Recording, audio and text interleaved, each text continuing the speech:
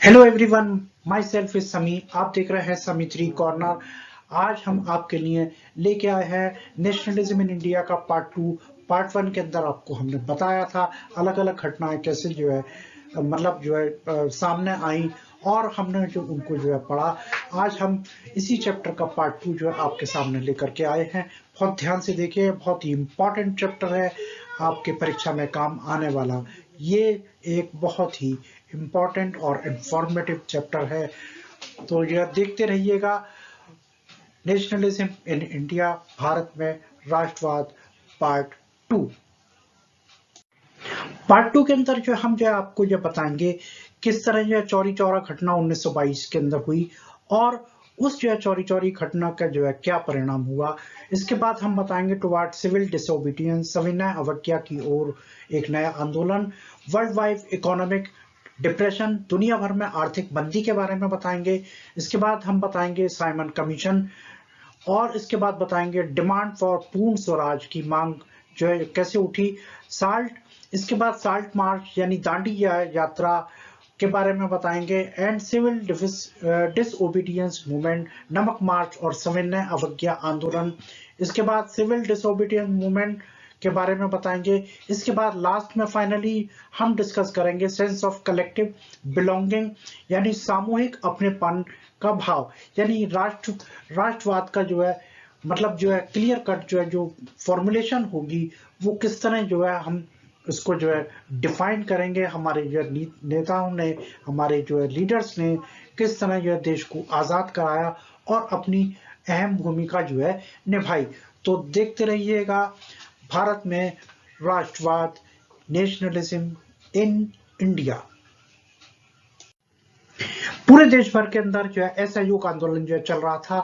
तभी जो है 1922 के अंदर चौरी चौरा यानी उत्तर प्रदेश गोरखपुर के अंदर जो है एक जो है जगह है, वहां पे जो है एक जो है पीसफुल मार्च चल रहा था, यानी शांति प्रदर्शन जो है का आयोजन चल रहा था।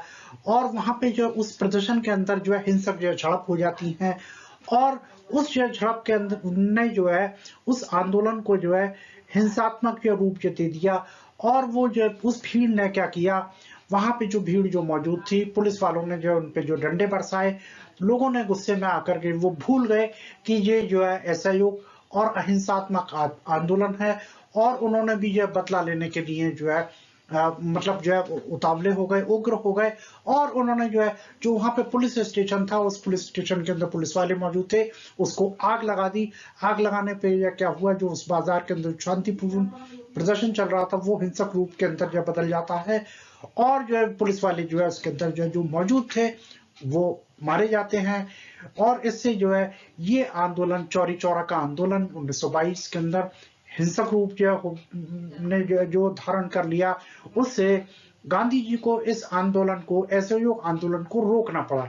तो बात क्लियर हो गई, यानी चौरी चौरा की घटना गोरखपुर उत्तर प्रदेश के एक जो है जगह पे जो है घटित हुई, जहां पे पुलिस वालों को जो है लोगों ने मार दिया, पुलिस स्टेशन को आग लगा दी। और इस तरह जो है गांधी जी को असहयोग आंदोलन को रोकना पड़ा। बात क्लियर हो गई, आपको अच्छे से समझ में आ गया। चौरी चौरा 1922 की घटना आपको याद रखनी है। अब हम बात करेंगे सविनय अवज्ञा की ओर, यानी एक नया आंदोलन। 1922 के अंदर महात्मा गांधी ने यह डिसाइड किया कि यह नॉन कोऑपरेशन मूवमेंट को जो है वापस ले लिया जाए, बंद कर दिया जाए, क्योंकि ये इस आंदोलन ने बहुत सी जगहों पे हिंसक रूप जो है धारण कर लिया था। अब जो है सविनय अवज्ञा की ओर बढ़ते हुए जन संघर्षों से लोग जो है थक चुके थे। 1919 के भारत सरकार अधिनियम द्वारा स्थापित प्रांतीय परिषदों के चुनाव में भाग लेना चाहते थे।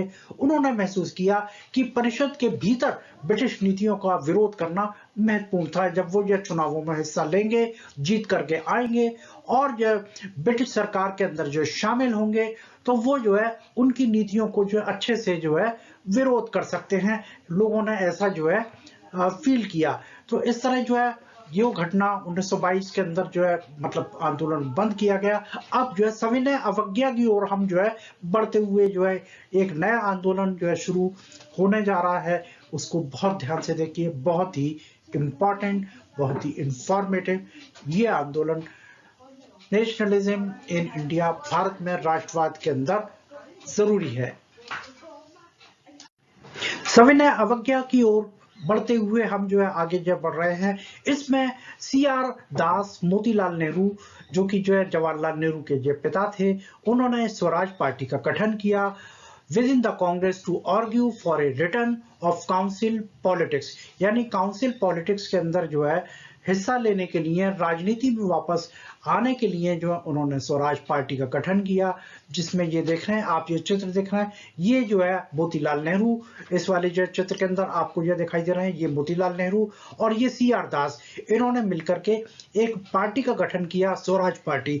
इसको बहुत अच्छे से नोट कर लीजिए कि स्वराज पार्टी का जिक्र आएगा तो उसके अंदर फाउंडर मेंबर्स कौन थे, उसके अंदर CR दास और मोतीलाल नेहरू का नाम अहम है। अब इसमें इन्होंने राजनीति में वापस लेने के लिए इस पार्टी का गठन किया। जवाहरलाल नेहरू और सुभाष चंद्र बोस जैसे युवा नेताओं ने अधिक कट्टरपंथी जन आंदोलनों और पूर्ण स्वतंत्रता के लिए दबाव डाला। अब ये देख रहे हैं, ये सुभाष चंद्र बोस हैं, आपको दिखाई दे रहे हैं, ये आपको जवाहरलाल नेहरू दिखाई दे रहे हैं। इन्होंने युवा नेताओं ने कट्टरपंथी जन आंदोलन और पूर्ण स्वतंत्रता के लिए प्रेशर डाला गवर्नमेंट के ऊपर। तो इस तरह बिल्कुल क्लियर हो गया, आपको समझ में आ गया कि हम बढ़ रहे हैं टुवर्ड्स सिविल डिसोबीडियंस, यानी सविनय अवज्ञा की ओर। टुवर्ड्स सिविल डिसोबीडियंस यानी सविनय अवज्ञा की ओर बढ़ते हुए, इसके अंदर दो फैक्टर आपको ध्यान में रखने हैं, और वो दो फैक्टर हैं जिन्होंने 1920 के बाद भारतीय राजनीति को आकार देने वाले दो फैक्टर कौन कौन से थे। वो थे दुनिया भर में आर्थिक मंदी, नंबर 1, और number 2 sir John Simon commission, यानी साइमन कमीशन का आना। और साइमन कमीशन देख रहे हैं, ये साइमन कमीशन के अंदर जो जॉन साइमन कमीशन जो यहाँ पे इंडिया में आया, उसके अंदर ये आपको साइमन कमीशन, सर जॉन का आपको चित्र आपको दिखाई दे रहा है, ये सर जॉन साइमन कमीशन। और इसके बाद हम आर्थिक मंदी का जिक्र करेंगे, वर्ल्ड वाइड इकोनॉमिक डिप्रेशन का। सबसे पहले हम बात करेंगे वर्ल्ड इकोनॉमिक डिप्रेशन की, बात करेंगे दुनिया भर में आर्थिक मंदी की बात हो रही है। आर्थिक मंदी यानी agriculture prices began to fall from 1926 and collapsed after 1930। Demand for agriculture goods fell and export declined. Peasants found it difficult to sell their harvest and pay their revenue. By 1930, the countryside was in turmoil. 1926 से कृषि कीमतों में भारी गिरावट शुरू हो गई। 1930 के बाद तो पूरी तरह ये प्राइसेस डाउन हो गए, कृषि उत्पादों की मांग गिर गई और निर्यात में बहुत ही गिरावट आ गई। किसानों को अपनी फसल बेचने और राजस्व का भुगतान करने में बहुत ही मुश्किल हो रही थी। 1930 तक ग्रामीण इलाकों में उथल पुथल थी। तो ये हमारे देश के अंदर जो हालात हुए आर्थिक मंदी के वजह से, वो आपको सामने हमने लाए।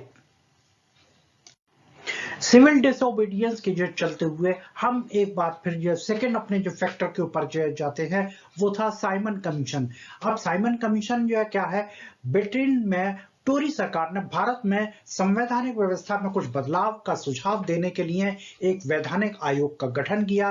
और उस आयोग के गठन के का सदस्य मुखिया थे, वो थे साइमन। और उन्होंने साइमन को भेजा, और आयोग, और उसके आयोग की खास बात यह थी कि उसके अंदर कोई भारतीय सदस्य नहीं था। 1928 में भारत आया और इनका स्वागत साइमन वापस जाओ के नारे से किया गया।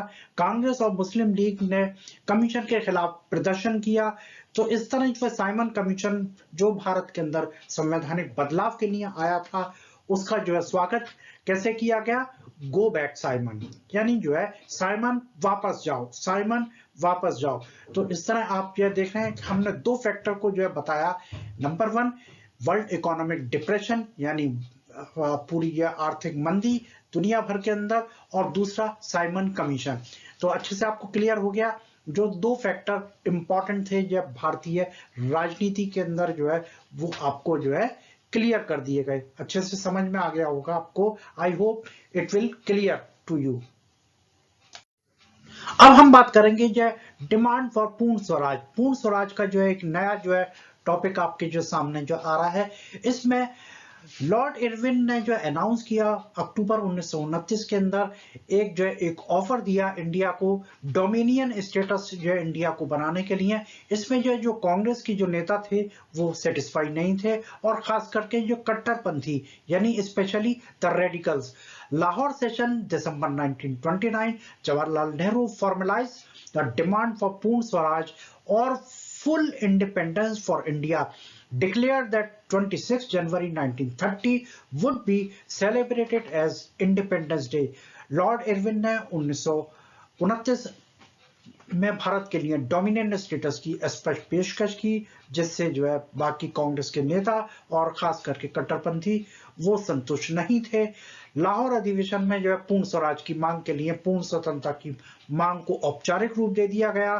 घोषणा की कि हर 26 जनवरी को जो है यानी 1930 से स्वतंत्रता दिवस के रूप में मनाया जाएगा। तो अच्छे से समझ में आ गया कि पूर्ण स्वराज की मांग जो है कब उभरी, 26 जनवरी 1930 को ये पारित किया गया। और ये किसने पारित किया? लाहौर अधिवेशन में जवाहरलाल नेहरू ने पूर्ण स्वराज की मांग को जो है पारित किया। तो अच्छे से बिल्कुल क्लियर हो गया। 26 जनवरी 1930 पूर्ण स्वराज स्वतंत्रता के दिवस के रूप में मनाए जाने की घोषणा।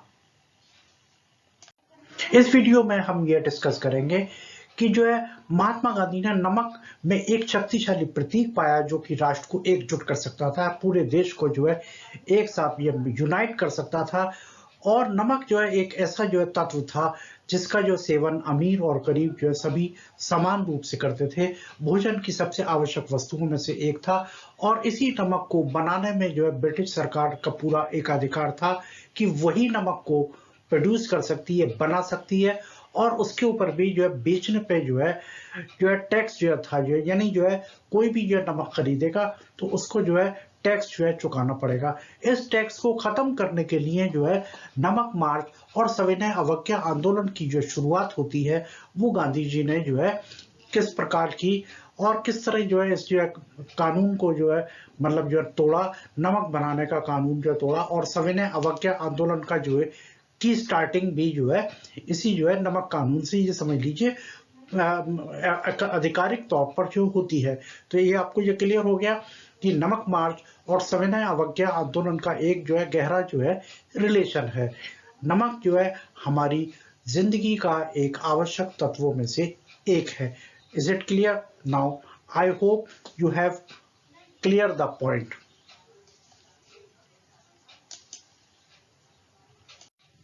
अब हम बात करेंगे 31 जनवरी 1930 को एक वायसराय इरविन को जो 11 मांगों का जो एक लेटर जो है महात्मा गांधी ने भेजा, और इस लेटर के अंदर जो कुछ मांगे तो सामान्य रुचि की थी, कुछ जो है अन्य मांगे उद्योगपतियों से लेकर के किसानों तक के विभिन्न वर्गों की विशिष्ट मांगे थी। सबसे ज्यादा हलचल नमक कर को लेकर खत्म करने की मांग रही। यानी जो ये आपको जो चित्र में दिखाई दे रहा है, एक तरफ जो महात्मा गांधी आपको जो नजर आ रहे हैं, दूसरी तरफ लॉर्ड इरविन। अब जो ये लॉर्ड इरविन नए वायसराय इंडिया के अंदर आए। अब आपको जो ये पता होना चाहिए कि ये वायसराय कौन होते हैं। वायसराय ब्रिटेन की जो सरकार जो है के द्वारा भेजे गए यहाँ पर जो है शासन करने के लिए जो नियुक्त किए जाते हैं उनको वायसराय जो है कहते हैं। तो ये 1930 के अंदर जो है लॉर्ड इरविन आते हैं, और गांधी जी ने एक मतलब 11 मांगों का जो है एक लेटर जो है इशू किया, भेजा उनको जो है लॉर्ड इरविन को। और उसके अंदर अलग अलग मांगे थी, जिसमें जो है सबसे अहम था कि नमक के ऊपर जो टैक्स लगाया जाता है उसको खत्म किया जाए। नमक कर को खत्म करने की मांग जो है बहुत ही इंपॉर्टेंट थी। तो बहुत अच्छे से जो नोट कर लीजिए, बहुत अच्छे से जो है आपको समझ में आना बहुत जरूरी है कि नमक कर क्या होता था। नमक जो है हमारे जो है रोजमर्रा की जिंदगी का एक अहम पार्ट है, और उस पे जो है ब्रिटिश सरकार ने ये टैक्स लगा रखा था नमक के ऊपर। तो ये नमक कानून को लेकर के जो है बात हो रही है। नमक कानून को आगे बढ़ाते हुए साल्ट लॉ को जो है जो गांधी जी ने 31 जनवरी 1930 को जो है एक लेटर लॉर्ड वायसराय को जो है लिखा था जो है, और यह उस मतलब यह लेटर के अंदर यह कहा गया था कि अगर उनकी मांगें 11 मार्च तक पूरी नहीं हुई तो कांग्रेस जो है सविनय अवज्ञा अभियान शुरू कर देगी। तो गांधी जी का ये लेटर जो है एक तरह से एक अल्टीमेटम था, एक जो है मतलब ये समझ लीजिए धमकी कह लीजिए। और जो है इरविन जो है इस बात के लिए कभी तैयार नहीं हुए और 11 मार्च तक का जो टाइम दिया था उस तक जब तैयार नहीं हुए नमक कानून के लिए, नमक के ऊपर से कर हटाने के लिए जब वो तैयार नहीं हुए तो महात्मा गांधी ने क्या किया, अपने जो है अपने 78 भरोसेमंद स्वयंसेवकों के साथ एक प्रसिद्ध नमक मार्च 12 मार्च 1930 को जो है शुरू कर दिया। और ये कहां से जो शुरू हुआ ये हम इसको और एलोबरेट कर रहे हैं। गांधी जी ने नमक कानून को यह तोड़ने के लिए गांधी जी ने नमक कानून को तोड़ने के लिए जो स्टार्टिंग प्लेस था उनका वो साबरमती आश्रम था और उनका जो डेस्टिनेशन था दांडी गुजरात के अंदर एक जगह है जिसका ये डिस्टेंस जो 240 माइल है, जो कि ये 10 माइल प्रतिदिन जो है चलना था। और ये ड्यूरेशन 24 दिन के अंदर ये पूरा हुआ, जिसमें नंबर ऑफ ये पीपल गांधी जी के अलावा जो है 78 वॉलंटियर थे। और स्टार्ट ऑफ सीडीएम यानी साल्ट लॉ ब्रोकन, इस तरह जो है नमक कानून तोड़ करके जो है इसकी जो है आंदोलन की शुरुआत हो गई 6 अप्रैल 1930 को। यानी जो 12 मार्च को जो है स्वयंसेवक जो साबरमती आश्रम से जो चल करके जो है दांडी गुजरात में जो है पहुंचे और 240 माइल का जो है सफर यह तय करके जो है ये लोग पहुंचे और उन्होंने वहां पे यह नमक कानून बना करके जो है नमक कानून को जो है तोड़ दिया। तो इस तरह बिल्कुल आपको क्लियर हो गई। यानी इसके यह कानून के अंदर जो है गांधी जी ने जो है जो मतलब जो हिस्सा लिया वो दांडी मार्च कहलाता है, जिसे हम नमक कानून भी कहते हैं। क्योंकि जो है लॉर्ड वायसराय ने जो है जो लॉर्ड इरविन हैं उन्होंने जो है मांगों को नहीं माना था और नमक वाला जो मतलब जो मुद्दा था वो बहुत ही अहम और इम्पोर्टेंट था, इसलिए जो है इस कानून को जो है तोड़ दिया गया, नमक कानून को जो है। तो अच्छे से बिल्कुल समझ में आ गया कि नमक कानून क्या था। तो दांडी मार्च से जो जुड़ा हुआ ये कानून है। अब हम आपको बताएंगे कि ये सिविल डिसओबीडियंस मूवमेंट और नॉन कोऑपरेशन मूवमेंट के अंदर क्या डिफरेंस था और how was this movement different from the non cooperation movement. ये आंदोलन असहयोग आंदोलन से किस प्रकार भिन्न था। दो अलग अलग तालिकाओं के अंदर हमने आपको बताया, एक तरफ असहयोग आंदोलन है, दूसरी तरफ सविनय अवज्ञा आंदोलन है। ये 1920 के अंदर हुआ शुरू और ये 1930 में, यानी 10 साल का फर्क था। नागरिकों को केवल ब्रिटिश सरकार के साथ सहयोग ना करने के लिए कहा गया ये वाले इसके अंदर, और नागरिकों को यानी भारतीयों को केवल सहयोग ना करने और नागरिकों कानून को तोड़ने के लिए नहीं कहा गया, not to break the civil law. Movement of civil यानी ये वाला मूवमेंट जो है ये चौरी चौरा इंसिडेंट से जो खत्म हो गया ये वाला, और ये वाला जो इंसिडेंट जो है गांधी इरविन पैक्ट से जो है एंड हो गया। इसके अंदर स्मॉल फार्मर ने ये पार्टिसिपेट किया, स्मॉल फार्मर ने पार्टिसिपेट किया और यहाँ पे जो है कोई भी स्मॉल फार्मर नहीं था। तो इससे आपको ये एकदम बिल्कुल क्लियर हो गया कि जो है इन दोनों आंदोलन के अंदर फर्क क्या था, बिल्कुल एकदम डिफरेंस जो है हम आपको जो है बता दिया। क्वेश्चन जो है अक्सर परीक्षा के अंदर जो आते हैं तो यही आते हैं कि यह नॉन कोऑपरेशन यानी असहयोग आंदोलन सविनय अवज्ञा से अलग कैसे था और इनके लॉन्च होने की जो है डेट्स जो है क्या थी उसके बारे में आता है और किस तरह जो है उन्होंने जो है क्लियर किया। अच्छे से बिल्कुल समझ में आ गया। Is it clear now. Civil disobedience movement सविनय अवज्ञा आंदोलन, यानी जो है इसके अंदर इस आंदोलन में क्या हुआ वो आपको हम जो थोड़ा सा जो पॉइंट आपको क्लियर कर रहे हैं। देश के विभिन्न हिस्सों में हजारों लोगों ने नमक कानून तोड़ा, नमक बनाया और सरकारी नमक कारखानों के सामने प्रदर्शन किया। जैसे जैसे आंदोलन फैला विदेशी कपड़ों का बहिष्कार किया गया, शराब की दुकानों पर धरना दिया गया, किसानों ने राजस्व और चौकीदारी कर देने से मना कर दिया, गांव के अधिकारियों ने अपना इस्तीफा दे दिया और लोगों ने किया वन कानूनों का उल्लंघन, यानी जो है जो फॉरेस्ट लॉ जो बनाए गए थे उनको जो है वायलेट किया गया। इस तरह जो है ये जो है सविनय अवज्ञा आंदोलन पूरे कंट्री के अंदर जो है फैल गया। तो अच्छे से बिल्कुल क्लियर हो गया, समझ में आ गया। अब आप जो है हम जो आगे इसको और एलोबरेट करते हैं तो ध्यान से देखिएगा, बहुत ही काम आने वाला ये हिस्सा है। सविनय अवज्ञा आंदोलन की जो चलते हुए जो है सरकार ने कांग्रेस नेताओं को गिरफ्तार करना जो है शुरू कर दिया। कई जगहों पर हिंसक झड़पें हुई। सरकार ने जो क्रूर जो दमन का जो जवाब दिया। अब आप ये सब ये देख रहे हैं कि ये government began arrested the Congress leader. Violent clashes happen in many places. Government responded with brutal procession. Abdul Ghaffar Khan, a devout disciple of Mahatma Gandhi, was arrested in April 1930. A month later, when Mahatma Gandhi himself was arrested, violent broke out in Sholapur और 1 लाख लोगों ने जो है गिरफ्तारियां दी। सरकार ने कांग्रेस नेताओं को गिरफ्तार करना शुरू कर दिया। कई जगहों पर हिंसक झड़पें हुई। सरकार ने क्रूर दमन का जो है जवाब दिया। 1930 में महात्मा गांधी के कट्टर शिष्य अब्दुल गफ्फार खान को गिरफ्तार कर लिया गया। 1 महीने बाद जब महात्मा गांधी को खुद गिरफ्तार किया गया तो शोलापुर में हिंसा भड़क उठी और तकरीबन 1 लाख लोगों ने को जो है गिरफ्तार किया गया। तो ये अच्छे से समझ में आ गया कि सविनय अवज्ञा आंदोलन किस तरह जो है पूरे कंट्री के अंदर फैल गया। कहते हैं ना, ये सब राष्ट्रवाद की जो घटनाओं को उजागर करने के लिए ये छोटी छोटी जो घटनाएं जो है बनती चली गई और जो है एकजुट होकर के लोग जो है देश के अंदर जो है मिलकर के काम करते रहे और जो है अपनी जो है स्वतंत्रता की लड़ाई को जो है जारी रखते रहे अलग अलग आंदोलनों के जरिए। सविनय अवज्ञा आंदोलन के जो चलते हुए महात्मा गांधी ने एक बार फिर ऐलान कर दिया इस आंदोलन को भी बंद करने का।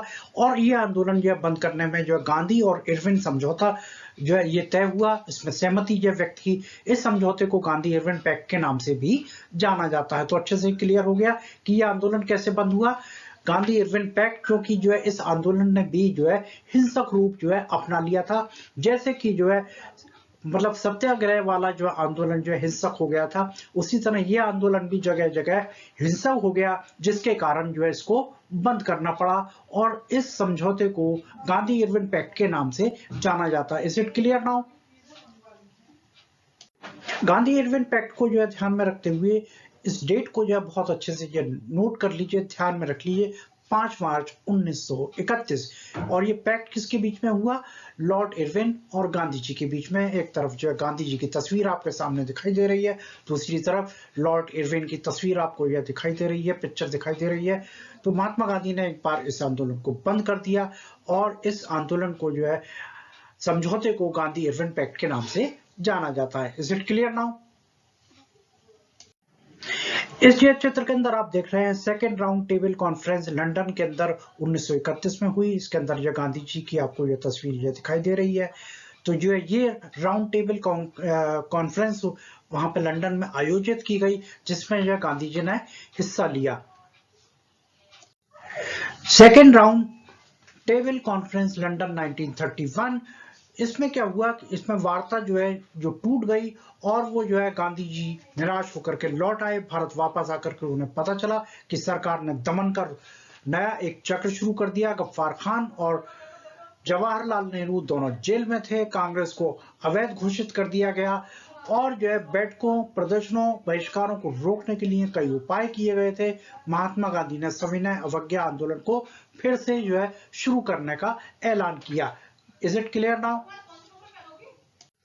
इस आंदोलन को लोगों ने कैसे लिया उसके बारे में हम बताएंगे एक एक करके। जो है सबसे पहले हम रिच पीजेंट की बात करेंगे, इसके बाद यानी जो है जो धनी किसान, इसके बाद व्यापारी और उद्योगपति, इसके बाद कर्मी यानी जो है जो भी जो वर्कर्स भी, इसके बाद महिलाओं का ये जिक्र करेंगे। हम जो है एक एक करके हम जो पॉइंट को ये डिस्कस करेंगे। बहुत ध्यान से देखते रहिएगा।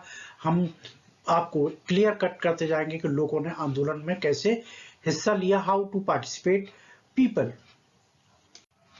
सबसे पहले हम बात करेंगे रिच पीसेंट की बात करेंगे, जो कि पाटीदार किसान जो थे, जो गुजरात के अंदर थे। पाटीदार का मतलब जो है उनके पास जो बड़ी जो जमीनें थी और धनी जो है किसान थे वो। और उत्तर प्रदेश के अंदर जो जाट जो थे उनकी जो हम जो बात करेंगे, इसमें उन्होंने हिस्सा लिया। और hard hit trade depression of falling prices, जो कि जो है परेशान कैसे थे, व्यापार के अंदर मंदी की वजह से जो है कीमतें गिर रही थी, इसकी वजह से बहुत परेशान थे वो। और वो सविनय अवज्ञा आंदोलन के उत्साही समर्थक बन गए। यानी उन लोगों ने जो है सोचा कि सविनय अवज्ञा आंदोलन के अंदर हम हिस्सा लेंगे तो हमारी सारी जो प्रॉब्लम सॉल्व हो जाएंगी। तो उनके लिए स्वराज की लड़ाई उच्च राजस्व के खिलाफ संघर्ष थी। यानी ये जो कि जो है भारी कर उनको जो चुकाने पड़ रहे थे, लगान चुकानी पड़ रही थी, कर चुकाने पड़ रहे थे, तो उसके लिए स्वराज की लड़ाई उनके लिए बहुत ही इंपॉर्टेंट और अहम बन गई। तो इस तरह जो है जो रिच पीसेंट थे और जो पाटीदार, इनका बिल्कुल आप जो बिल्कुल ध्यान दीजिए, गुजरात के अंदर पाटीदार जो है किसानों की बात हो रही है और उत्तर प्रदेश के जाट आंदोलन की बात हो रही है। इसमें व्यापारी और मंदी और गिरती कीमतों से जो इनको जो है प्रभावित किया, जिसकी वजह से वो सविनय अवज्ञा आंदोलन के उत्साही और समर्थक बन गए। Is it clear now? I hope it will clear now. इसी को हम आगे बढ़ाते हुए लोगों ने आंदोलन को कैसे लिया, how to participate saw the movement, यानी लोगों ने जो है कैसे इस मूवमेंट में हिस्सा लिया। अब इसके बाद हम पुअर पीजेंट की बात करेंगे। पहले हमने रिच पीजेंट की बात की थी, इसके बाद जो है हम जो पुअर किसानों की बात करेंगे। उनका जो उत्साह थोड़ा कम था, गरीब किसान थे, इसलिए जो है छोटे काश्तकार जो जमीन पर खेती करते थे, उन्होंने जो है जमींदारों से किराए पर जो ली हुई थी, उनकी बात हो रही है। और उन्होंने वो ये क्या करते थे, जमींदारों से किराए पर ली हुई या जमीन पर खेती करते थे और उन्हें जो किराया देने के लिए बहुत ही संघर्ष करना पड़ता था। जो है अमीर किसानों और जमींदारों को परेशान करने से डरते थे, उनको डर लगता था कि वो जो है उनको जो है उनका कुछ नहीं बिगाड़ पाएंगे। और कांग्रेस से कोई समर्थन जो नहीं शुरू हुआ, तो नो रेंट कैंपेन, गरीब किसानों कांग्रेसों के बीच संबंध जो है अनिश्चित रहे। इस तरह आपको ये क्लियर हो गया कि पुअर पीजेंट जो है उनका जो सपोर्ट कैसा था, बहुत उत्साहजनक नहीं था। Now we start involvement of industrialist, उद्योगपतियों की भागीदारी इस आंदोलन में क्या थी, किस तरह की यह भागीदारी थी, उसके बारे में हम जो जिक्र करेंगे। प्रथम विश्व युद्ध के दौरान भारी मुनाफा कमाने वाले उद्योगपति व्यापार पर प्रतिबंध की नीतियों से परेशान थे। वे विदेशी वस्तुओं के आयात से सुरक्षा चाहते थे और ₹1 स्टर्लिंग विदेशी मुद्रा अनुपात चाहते थे। 1920 में इंडियन इंडस्ट्रियलिस्ट कमर्शियल कांग्रेस और 1927 में federation of the Indian chamber of commerce and industry यानी फिक्की का गठन किया गया। ये बहुत ही अहम है, इंपॉर्टेंट है कि 1927 में फिक्की का गठन किया गया। इसके बाद पुरुषोत्तम दास ठाकुर दास और जीडी बिरला जैसे प्रमुख उद्योगपतियों ने भारतीय अर्थव्यवस्था पर औपनिवेशिक नियंत्रण पर हमला किया। यानी जो कॉलोनी थी, ब्रिटिश की कॉलोनी जो थी, उनके ऊपर जो है उन्होंने अटैक करने का जो है वो किया और सविनय अवज्ञा आंदोलन का समर्थन भी किया। और जब इससे पहली बार शुरू किया गया था तब की बात हो रही है, जब जो है पुरुषोत्तम दास ठाकुर दास, जीडी बिरला और उद्योगपतियों ने जो है सविनय अवज्ञा आंदोलन का समर्थन किया, क्योंकि परेशान वो भी थे। तो इस तरह उनकी भी भागीदारी जो है बहुत इंपॉर्टेंट थी। जो है ये 1 नंबर वाले सवाल के अंदर अक्सर आता है कि फिक्की का गठन कब किया गया। ये जो है 1927 में, अच्छे से याद रखिएगा, 1927 एस्टेब्लिशमेंट ऑफ फिक्की यानी Indian federation of Indian chamber of commerce and industry. Is it clear now? Okay, I hope it will clear. Involvement of industrialist को ही आगे बढ़ाते हुए हम जो है आगे यह बात करेंगे कि जो है किस तरह जो है वित्तीय सहायता की यह बात हो रही है। उन्होंने वित्तीय सहायता दी, आयातित सामान खरीदने और बेचने से इनकार कर दिया। लेकिन गोलमेज के सम्मेलन की विफलता के बाद व्यापारिक समूह अब समान रूप से उत्साही नहीं थे और वो चिंतित थे। दे आर वरीड अबाउट, उग्रवादी गतिविधियों पर प्रसार हो रहा था, व्यापार में लंबे समय तक व्यवधान पड़ा हुआ था, कांग्रेस के युवा सदस्यों में समाजवाद का बढ़ता प्रभाव देखने को मिल रहा था। इस तरह जो है हमने यह देखा कि इन्वॉल्वमेंट ऑफ इंडस्ट्रियलिस्ट की क्या पोजीशन थी, उग्रवादी गतिविधियों का प्रसार, व्यापार में लंबे समय तक व्यवधान, कांग्रेस के युवा सदस्यों में समाजवाद का बढ़ता प्रभाव। Now is it clear? अब हम बात करेंगे इंडस्ट्री में करने वाले वर्कर्स की बात करेंगे कि जो है ये थी उद्योगपति यानी जो मालिक थे और उधर दूसरी तरफ वर्कर। वर्कर ने किस तरह जो है पार्टिसिपेट किया। सविनय अवज्ञा आंदोलन में बड़ी संख्या में भाग नहीं लिया। कांग्रेस अपने संघर्ष के कार्यक्रम के रूप में कामों की मांगों में शामिल करने के लिए अनिच्छुक थी जो है। तो ये नहीं, उसे लगा कि उद्योगपतियों को अलग अलग कर देगा और साम्राज्य विरोधी ताकतों को विभाजित कर देगा, ये ऐसा उनका मानना था। तो ये इंडस्ट्रियल श्रमिकों की बात हो रही है, वर्कर्स की बात हो रही है कि उन्होंने जो वर्कर्स ने जो किस तरह जो है इस जो मूवमेंट के अंदर अपनी हिस्सेदारी तय की। कुछ कार्यकर्ता समूहों ने भी जो है इसके मूवमेंट के अंदर हिस्सा लिया और उसके अंदर जो है कौन कौन ये शामिल थे। 1930 में रेल कर्मचारियों और 1932 में डॉक वर्कर द्वारा हड़तालें की गई और 1930 में छोटा नागपुर कि जो टिन खदान थे, यानी टिन का जो उत्पादन यानी खोद करके निकालने वाला जो वो कार्य था, उसमें हजारों श्रमिकों ने गांधी टोपी पहनी, विरोध रैलियों में हिस्सा लिया, बहिष्कार किया और अभियानों में भाग लिया। तो इस तरह जो है कुछ जो वर्कर जो पार्टिसिपेट ग्रुप है उन्होंने भी इस मूवमेंट के अंदर हिस्सेदारी अपनी निभाई। इस आंदोलन के अंदर महिलाओं की भागीदारी क्या रही उसके बारे में भी हम जो है एक जो छोटा जिक्र करते हैं। इन्होंने भी जो है विरोध मार्च में हिस्सा लिया, नमक बनाया आदि, और ये जेल गई बहुत सी महिलाएं गांधी जी के आह्वान से प्रेरित होकर के राष्ट्र सेवा को महिलाओं के पवित्र कर्तव्य के रूप में यह देखने लगे थे। गांधी जी जो है इस सेटिस्फाई थे कि घर की देखभाल करना महिलाओं का कर्तव्य है। कांग्रेस महिलाओं के संगठन के भीतर अधिकार की किसी भी स्थिति को धारण करने की अनुमति देने की अनिच्छुक थी जो है। Congress was reluctant to allow women to hold any position of authority within the organization। इस समय जो है महिलाओं की क्या भागीदारी थी इस पार्टिसिपेशन के अंदर, ये आपको अच्छे से समझ में आ गया होगा। आई होप इट विल क्लियर। अब हम बात करेंगे इस आंदोलन की सीमाएं क्या थी जो है। The limit of civil disobedience, सविनय अवज्ञा की सीमाएं, यानी who did not actively participate। Number 1 Dalit, number 2 मुस्लिम। किसने सक्रिय रूप से भाग नहीं लिया? दलितों ने और मुसलमानों ने। ये हम इसको ये थोड़ा सा एलोबरेट करते हैं। दलितों की इस आंदोलन में कोई सक्रिय भागीदारी नहीं थी। उसका रीजन सनातनियों को ठेस पहुंचाने के डर से कांग्रेस ने लंबे समय तक उनकी उपेक्षा की। महात्मा गांधी ने दलितों का समर्थन किया, उन्हें हरिजन या भगवान के बच्चे कहा। उनका मानना था अगर अस्पृश्यता को खत्म नहीं किया गया तो 100 साल तक हम स्वराज नहीं प्राप्त कर सकते। Is it clear? तो यानी जो है गांधी जी ने जो है दलितों को जो है सपोर्ट किया और उन्होंने जो उनकी भागीदारी को जो है मतलब यह कहा कि जो इनकी भागीदारी जो निश्चित तौर पे जो है जरूरी है, और उन्होंने ये इसकी उपेक्षा नहीं की। हरिजनों को हरिजन के भगवान के बच्चे के नाम से उन्होंने कहा। No active participation in the movement for long time. Congress ignored them because of fear of offending Sanatani। Mahatma Gandhi supported Dalit, called them Harijan or the children of God। He believed Swaraj would not come for 100 years if untouchability was not eliminated। Is it clear now? I hope it will clear। अब उनकी मांगे क्या थी?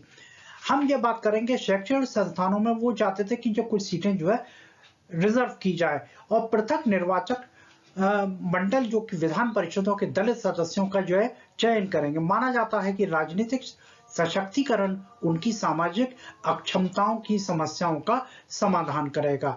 ये demand seen reserve seat in educational institution, separate electorate that would choose Dalit member for legislative council, believed political empowerment would resolve the problem of their social disability। Is it clear now कि उनकी जो है दलितों की demands जो है क्या थी जो है ये आपको समझा दिया गया। I hope it will clear now। अब हम बात करेंगे जो है हमारे संविधान निर्माता जो है डॉक्टर बी आर अम्बेडकर।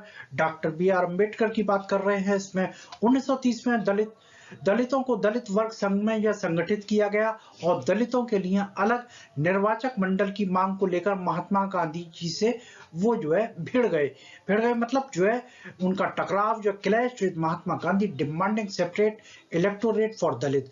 ये B.R. अम्बेडकर की आपको जो है पिक्चर आपको जो दिखाई दे रही है, उन्होंने दलितों के लिए निर्वाचक मंडल की मांग को जो है गांधी जी से जो उनका क्लैश हो गया। Is it clear now? अब आते हैं हम जो है पूना पैक्ट 1932 में हुआ। अब इसमें क्या होता है कि जब ब्रिटिश सरकार ने अंबेडकर की मांग को मान लिया तो गांधी जी ने आमरण अनशन शुरू कर दिया। उनका ये मानना था कि इससे जो देश जो बिखर जाएगा। अंबेडकर के अंततः गांधी जी की स्थिति को स्वीकार कर लिया और परिणाम स्वरूप सितंबर 1932 में पूना पैक्ट जो है लागू किया गया। 1932 में पूना पैक्ट हुआ। तो is it clear now? I hope it will clear. अब हम बात करेंगे ये मुस्लिम का पार्टिसिपेशन इस जो है आंदोलन से क्या था। असहयोग आंदोलन के बाद मुसलमानों ने कांग्रेस से अलग थलग अपने आप को महसूस किया। 1920 के दशक के मध्य में कांग्रेस खुले तौर पर हिंदू धार्मिक राष्ट्रवादी समूहों के साथ अधिक स्पष्ट रूप से जुड़ी हुई दिखाई दी। हिंदुओं और मुसलमानों के बीच संबंध खराब हो गए, जिससे विभिन्न शहरों में हिंदू मुस्लिम सांप्रदायिक संघर्ष और दंगे भी हो गए। सविनय अवज्ञा आंदोलन के समय समुदायों के बीच संदेह और अविश्वास का माहौल था। अब जो ये सारी की सारी जो कहानी या घटना चक्र जो चल रहा है, ये सब सविनय अवज्ञा आंदोलन जो दोबारा जो शुरू हुआ उसके बाद जो पार्टिसिपेशन था उनके ऊपर जो है हम जो है एक एक करके जो एक एक पॉइंट को क्लियर करते जा रहे हैं। तो जो है ये आपको क्लियर हो गया। I hope it will clear now. Lukewarm response Muslim को ये आगे बढ़ाते हुए हम जो है फिर इसको कंटिन्यू कर रहे हैं। कांग्रेस और मुस्लिम लीग ने गठबंधन पर फिर से बातचीत करने के प्रयास किए। मुस्लिम लीग के नेता मोहम्मद अली जिन्ना मुस्लिम बहुल क्षेत्रों के लिए अलग निर्वाचक मंडल की मांग पे जो है अड़ गए, लेकिन हिंदू महासभा के M.R. जयकर द्वारा हिंदू मुस्लिम सांप्रदायिक दंगों को भड़काने द्वारा एकमुश्त रूप से उनको जो है ठुकरा दिया गया। तो ये मोहम्मद अली जिन्ना की आपको जो तस्वीर आपको जो दिखाई दे रही है, इसके अंदर जो है ये मुस्लिम बहुल क्षेत्रों के लिए एक अलग इलेक्टोरेट रूट चाहते थे, जिसमें M.R. जयकर ने जो है जो हिंदू महासभा के जो थे उन्होंने जो है इसको जो है विरोध किया। इस सब घटना चक्र के बाद जो है हम जो है आते हैं अपने ये फाइनल पॉइंट पे जो है the sense of collective belonging, यानी सामूहिक अपनेपन का भाव। अब सामूहिक अपनेपन का भाव यानी इतनी सारी ये घटनाएं आपने देखी, इतनी पूरी कहानी आपने जो सुनी जो है राष्ट्रवाद के ऊपर। अब जो है हम जो सीधा सीधा जो है अपने जो राष्ट्रवाद का जो टॉपिक हमारा जो है उस पे जो आ रहे हैं। How does sense of collective belongings develop, यानी जो है सामूहिक अपनेपन की भावना कैसे विकसित हुई, संयुक्त संघर्षों का कैसा अनुभव हुआ, सांस्कृतिक प्रक्रियाओं की विविधता, इतिहास और कल्पना, लोकगीत और गीत, लोकप्रिय प्रिंट और प्रतीक, ये सारे के सारे जो है यानी जो है सामूहिक अपनेपन के भाव को जगाने के लिए जरूरी थे। यानी जो कैसे जो है कलेक्टिव बिलोंगिंगनेस की जो भावना जो है उजागर होती है, उसके लिए ये सारे के सारे जो है आपको जो दिखाई दे रहे हैं, बिल्कुल क्लियर हो रहा होगा आपको जो है। How does sense of collective belonging develops experience of United struggle, यानी संयुक्त संघर्षों का अनुभव होता है। हिस्ट्री और फिक्शन की जो है फोकलोर एंड सॉन्ग्स, ये सारा का सारा जो है आपको ये देख रहे हैं कि इसमें क्या क्या जो है शामिल है। इसके अंदर जितनी भी कल्चरल और जो हिस्टोरिकल फिक्शन, फोकलोर, सॉन्ग्स, ये सारे के सारे जो है ये सामूहिक अपनेपन के भाव को उजागर करने में सहायक होती हैं। Is it clear now? I hope it will clear. The sense of collective belongings को आगे या बढ़ाते हुए, यानी जो है identity of India came to visually associated with the image of Bharat Mata. Bankim Chandra Chattopadhyay created first image of Bharat Mata and also Vande Mataram. Vande Mataram later included in his novel Anand Math. Widely sung during the Swadeshi movement in Bengal, Bharat माता की छवि के साथ ये दृष्टि से जुड़ी भारत की पहचान बंकिम चंद्र चट्टोपाध्याय ने भारत माता की पहली छवि बनाई और वंदे मातरम भी का भी जो बनाया गीत वंदे मातरम को बाद में उनके उपन्यास आनंद मठ में शामिल किया गया। बंगाल में स्वदेशी आंदोलन के दौरान व्यापक रूप से गाया गया। तो ये सारे के सारे ये सामूहिक अपनेपन के भाव को उजागर करने में जो है बहुत ही सहायक होते हैं। Is it clear now? Sense of collective belongings को जो है हम आगे बढ़ाते हुए हम जो देख रहे हैं, ये आपको जो नजर आ रही है भारत माता की तस्वीर, बहुत ही जो है ऐसा लग रहा है बिल्कुल जो है भोली भाली और जो है मासूमियत वाली जो है तस्वीर आपको जो है के सामने जो नजर आ रही है। जो कि एक नजर आ रही है कैसी, एक तपस्वी की तरह नजर आ रही है। अविंद्रनाथ टैगोर ने भारत माता की अपनी प्रसिद्ध छवि को जो है चित्रित किया और वो कैसी है, शांत है, रचित है, दिव्य है, आध्यात्मिक है। और बाद के वर्ष में भारत माता की छवि ने कई अलग अलग रूप भी धारण किए, लेकिन सबसे पहले अविंद्रनाथ टैगोर ने भारत माता की तस्वीर को, चित्र को जो है सबसे प्रस्तुत किया, जो कि आपके सामने मौजूद है। Is it clear now?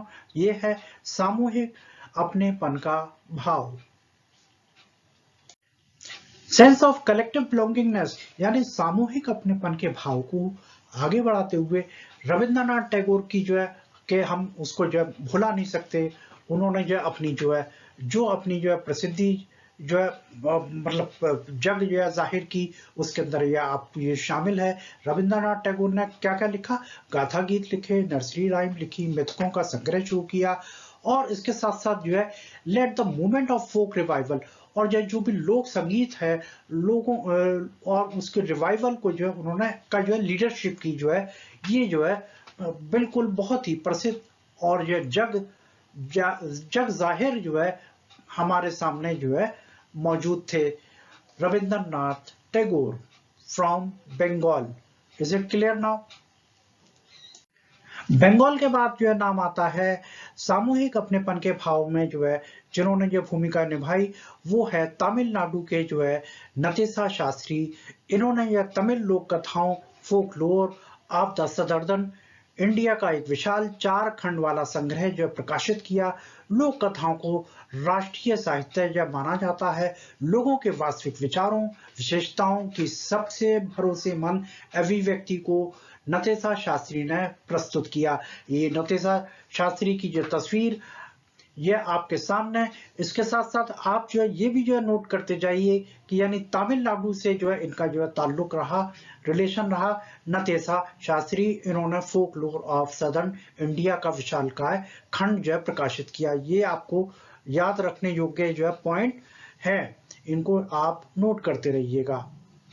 I hope it will clear now.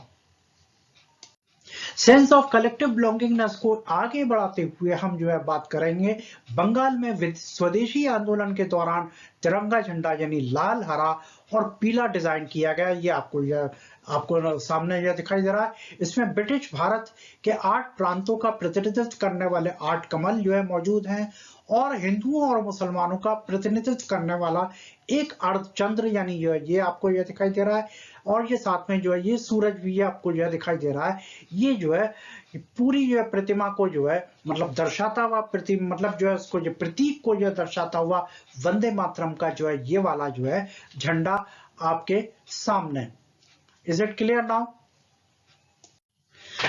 Sense of collective belongingness यानी सामूहिक अपनेपन के भाव को जो है और आगे बढ़ाते हुए जो कि जो है भारत में जो है राष्ट्रवाद के बारे में जो है एक बहुत ही अहम और जो है इम्पोर्टेंट जो प्रतीकों की बात हो रही है, उसमें एक अहम नाम ये भी कि गांधी जी ने जो है स्वराज का जो एक झंडा जो है वो बनाया और वो ट्राई कलर जो है झंडा था जिसमें रेड, ग्रीन, व्हाइट और spinning wheel in the centre यानी जो है चरखा बीच के अंदर जो है शामिल था। इसमें ग्रीन कलर नीचे और व्हाइट कलर जो है आपको जो सेंटर में ब्लू कलर का जो है ये चरखा, साथ में ऊपर orange colour.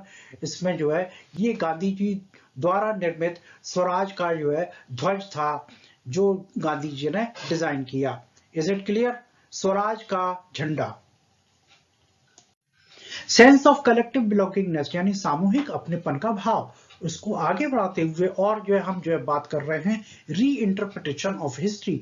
By the end of the 19th century, many Indians began feeling that to instill a sense of pride in the nation, Indian history had to be thought about differently, began discovering great achievement in past, wrote about the glorious development in ancient time. इतिहास की पुनर्व्याख्या करते हुए 19वीं सदी के अंत तक कई भारतीयों को लगने लगा कि राष्ट्र में गौरव की भावना पैदा करने के लिए भारतीय इतिहास का अलग से सोचना जरूरी होगा। अतीत में महान उपलब्धि की खोज की शुरू हुई, प्राचीन काल में गौरवशाली विकास की के बारे में जो लिखा गया, तो इस तरह आपने जो है देखा कि किस तरह सेंस ऑफ कलेक्टिव बिलोंगिंगनेस यानी सामूहिक अपनेपन के भाव से ही हम जो है भारत के अंदर राष्ट्रवाद को जो है देख पाए, राष्ट्रवाद को समझ पाए अच्छे से। आपको जो है बिल्कुल समझ में आ गया होगा सेंस ऑफ कलेक्टिव बिलोंगिंगनेस यानी सामूहिक अपनेपन का भाव। Is it clear now? Okay, I hope it will clear for you. इस पूरी कहानी से आपको जो है ये निष्कर्ष जो है हम जो है आपको यह दे रहे हैं कि आपने भी जो निकाला होगा इतने शुरू से लेकर के दो जो है पार्ट के अंदर ये कहानी को जो है भारत की राष्ट्रवाद की कहानी को आपने सुना बहुत अच्छे से। जो है आप इसको जो है कहानी को जो सुन करके एक दो बार ये जहन में रखेंगे तो आपको सब कुछ जो है याद रहेगा, याद हो जाएगा। ये चैप्टर की आउटलाइन बहुत ही इंपॉर्टेंट होती है, उनको नोट करना बहुत जरूरी होता है। इसी को हम आगे जो बढ़ाते हुए कंक्लूजन को इस प्रकार, औपनिवेशिक सरकार के खिलाफ बढ़ता गुस्सा भारतीयों के विभिन्न समूहों और वर्गों को स्वतंत्रता के लिए आम संघर्ष में एक साथ ला रहा था। महात्मा गांधी के नेतृत्व में कांग्रेस ने लोगों की शिकायतों को स्वतंत्रता के लिए संगठित आंदोलनों में शामिल करने का प्रयास किया। सभी का अंतिम उद्देश्य क्या था? औपनिवेशिक शासन से मुक्ति प्राप्त करना। यानी जो है हमने जो है ब्रिटिश सरकार से जो है जो अपने को स्वाधीन मतलब यह भारत के अंदर जो है पाया, तो वो कैसे इतने सारे जो है खंडना चक्र से जो है गुजरने के बाद इतने सारे लोगों के योगदान से जो है हम इस जो है मतलब जो है अपनी को जो है स्वतंत्रता पाने में जो है सफल हो पाए। इसी के साथ जो है आप जो बिल्कुल आपको क्लियर हो गया होगा, कोई पॉइंट आपने मतलब जो है आपको जो है मतलब ऐसा नहीं लगेगा कि जो है कोई हमने स्किप कर दिया। I hope it will clear now. Now chapter has to be finished and you have able to understand the fully and finally understand the chapter and able to answer all the question in the coming board exams. Finally, the chapter completed. Thanks for watching and understanding the chapter. Thank you very much. Thank you very much. Thank you. Thank you. Thank you.